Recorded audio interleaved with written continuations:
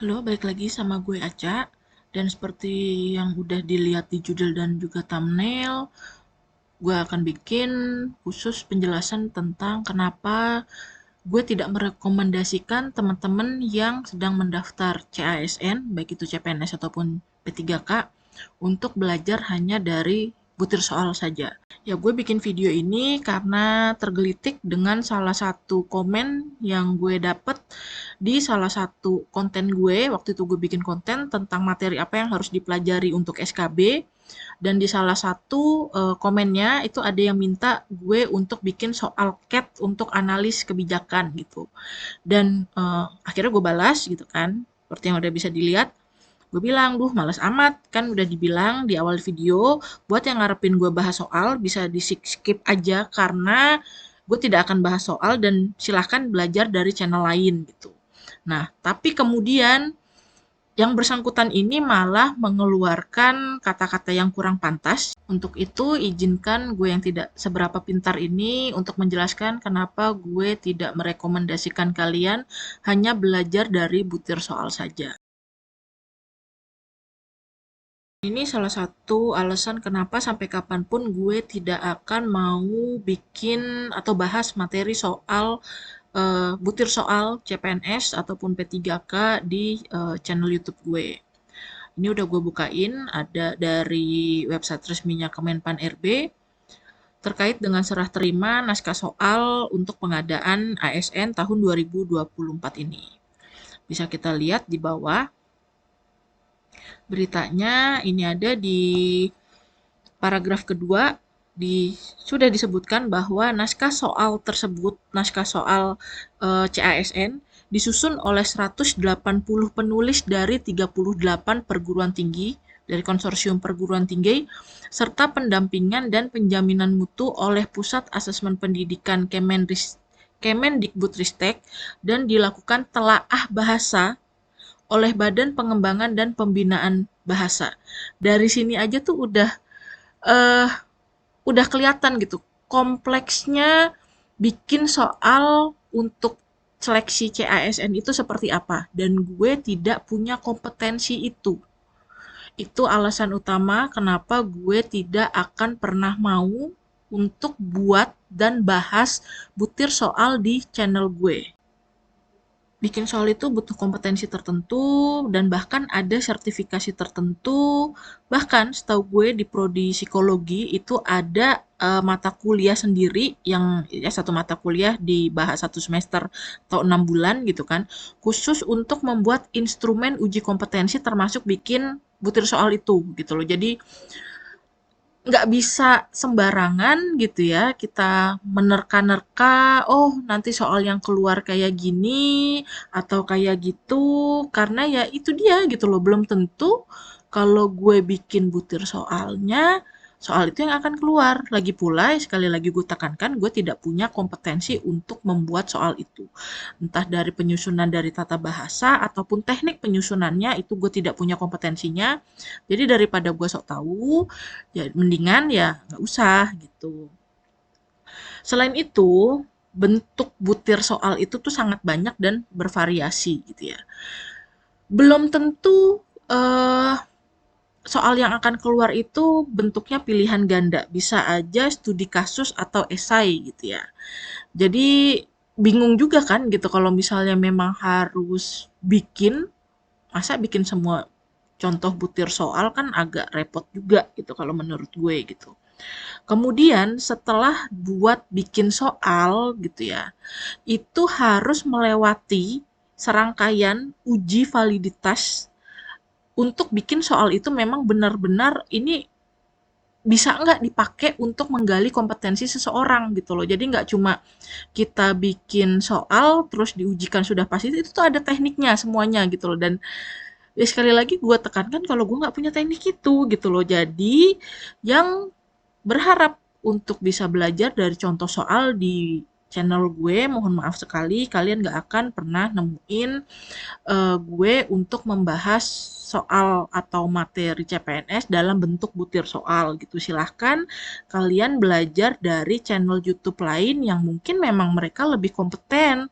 Mereka punya kompetensi untuk bikin butir soal itu, atau mereka yang sudah pernah mengikuti seleksi CPNS gitu ya di tahun yang sama dan mereka mereview soal yang sudah mereka kerjakan ketika ujiannya gitu. Nah, kalau itu mungkin lebih valid kalau menurut gue gitu ya, belajar dengan cara seperti itu dibanding kalian minta gue untuk bikin butir-butir soal.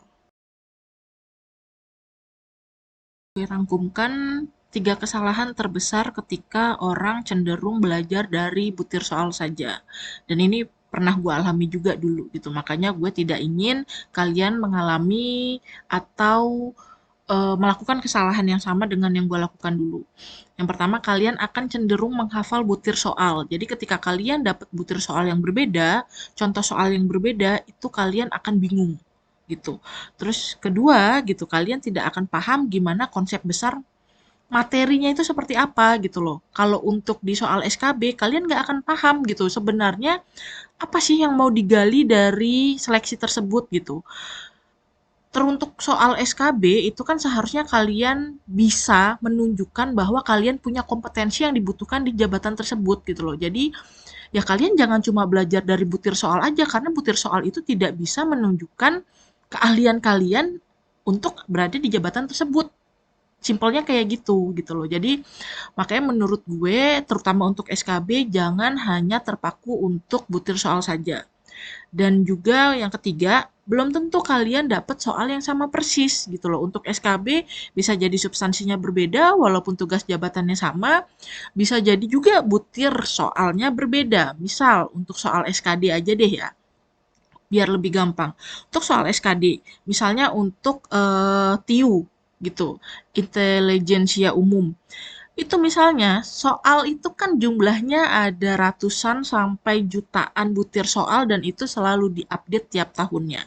Gimana caranya kalian tahu kalian akan bisa dapat soal yang sama dengan yang kalian pelajari? Itu kan peluangnya kecil banget gitu ya untuk bisa kalian dapat soal yang sama.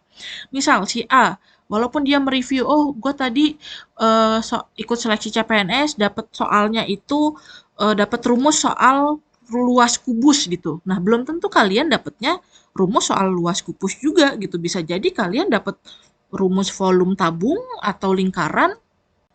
Dan ini saran gue buat kalian-kalian yang masih tetap kekeh mau mempelajari butir-butir soalnya gitu loh. Kalian harus perhatikan 4 hal ini. Yang pertama, kalian harus lihat gitu ya, harus cari tahu seberapa sering materi yang sama itu muncul, atau kalian bisa analisis tren soal yang muncul tiap tahunnya tuh seperti apa.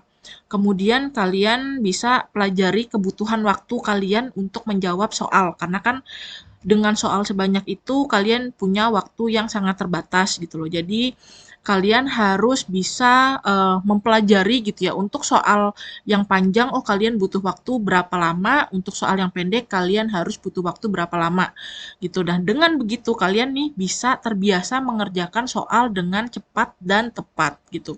Jadi tidak fokus atau terpaku pada satu soal yang menghabiskan waktu. Dan kemudian saran gue juga kalian bisa cari tahu trik mengerjakan soal secara cepat. Nah, ini banyak banget sebenarnya YouTuber yang udah bahas, misal kayak Jerome Pauline beberapa kali dia juga bahas gimana caranya menyelesaikan soal matematika yang cepat dan lain-lain. Itu bisa kalian pelajari dari orang-orang yang lebih kompeten. Dan ini adalah 4 alasan kenapa gue sarankan kalian pelajari materi besarnya. Yang pertama jelas karena cakupannya lebih luas dibanding hanya butir-butir soal saja. Yang kedua, kalian jadi tidak tergantung oleh bentuk soal tertentu. Jadi mau dapet soal kayak gimana pun, soal bentuk apapun itu karena kalian sudah menguasai materinya, jadi kalian pasti akan bisa menjawab gitu. Jadi tidak hanya sekedar menghafal butir soal saja. Kemudian yang ketiga, terutama untuk SKB, kalian jadi bisa lebih paham soal teknis di bidang pekerjaan yang kalian lamar.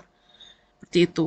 Dan yang keempat, ini kalian bisa lebih engage sama jabatan yang kalian lamar atau instansi yang kalian akan masuki gitu loh. Jadi eh, mungkin tak kenal maka tak sayang gitu ya. Jadi kalian jangan cuma formalitas untuk belajar butir soalnya saja, tapi gimana caranya supaya kalian bisa lebih dekat gitu ya dengan instansi dan juga dengan jabatan yang akan kalian duduki nanti ketika kalian bisa mempelajari lebih dalam dari sekedar butir-butir soal saja gitu.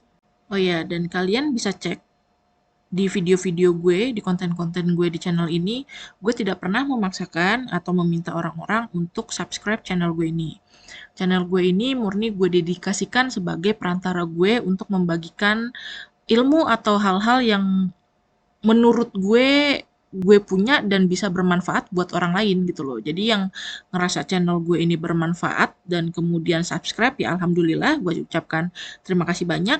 Tapi kalau ada yang ngerasa channel gue ini ternyata nggak bermanfaat, ya nggak apa-apa juga gitu ya. Berarti kalian bukan target audiens gue gitu. Kalau video gue muncul mungkin ya bisa di skip gitu kan, kalau memang kalian tidak berkenan. Kan so simple gitu. Ya mungkin segitu dulu video gue kali ini, semoga videonya bermanfaat. Sampai ketemu di video selanjutnya.